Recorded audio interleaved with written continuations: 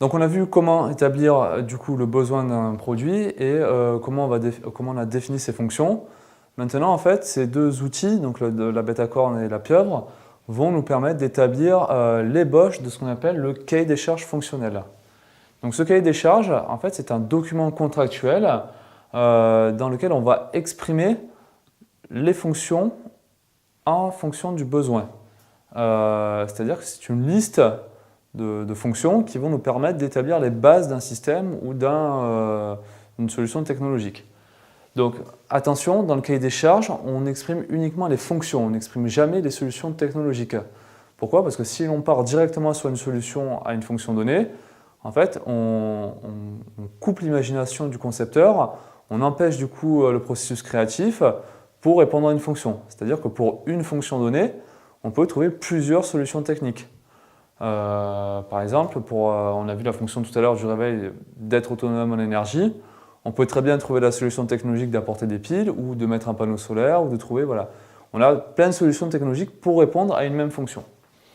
Donc ce cahier des charges fonctionnel, il est rédigé grâce à plusieurs étapes.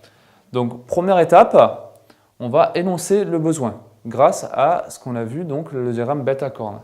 Une fois qu'on a énoncé ce besoin et qu'on l'a justifié, on va recenser les fonctions, toujours grâce à notre diagramme pieuvre. Et enfin, on va caractériser et classer ces fonctions. C'est-à-dire que pour chaque fonction contrainte ou principale de mon système, je vais donner différentes tolérances, différentes valeurs. Donc par exemple, pour une fonction principale, je vais définir du coup les critères de ma fonction, c'est-à-dire si je vais être précis ou pas sur la définition de ma fonction. Je vais définir plusieurs niveaux, c'est-à-dire jusqu'où je veux aller dans ma fonction, quelles sont mes limites, et forcément une flexibilité.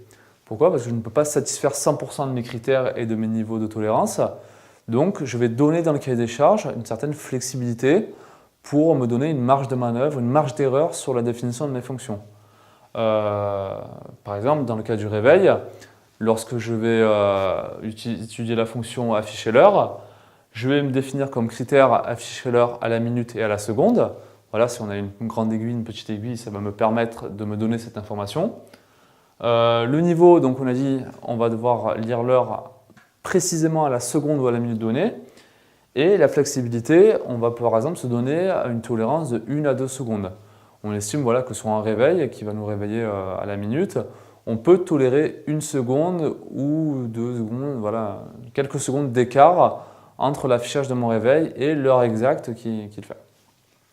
Donc une fois qu'on a réuni toutes ces fonctions, on les exprime au sein du cahier des charges et c'est un document qui va nous suivre tout au long de la conception d'un produit et qui va nous donner une ligne de conduite à adopter pour la réalisation d'un projet ou d'un produit.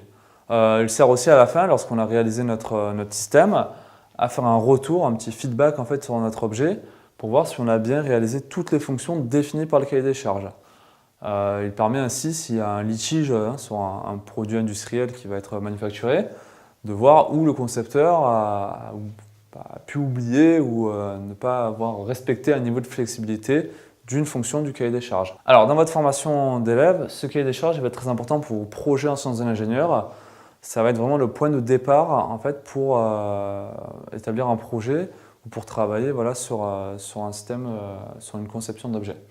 Il va nous permettre après de définir un écart du coup entre mon cahier des charges, c'est-à-dire ce que j'attends d'un système ou d'un objet, et du coup de mon système réel. Parce que forcément, lorsque je vais arriver à la fin de ma conception, je vais me rendre compte que ça ne correspond jamais, ou en tout cas on essaie de tendre vers le cahier des charges sans l'atteindre complètement.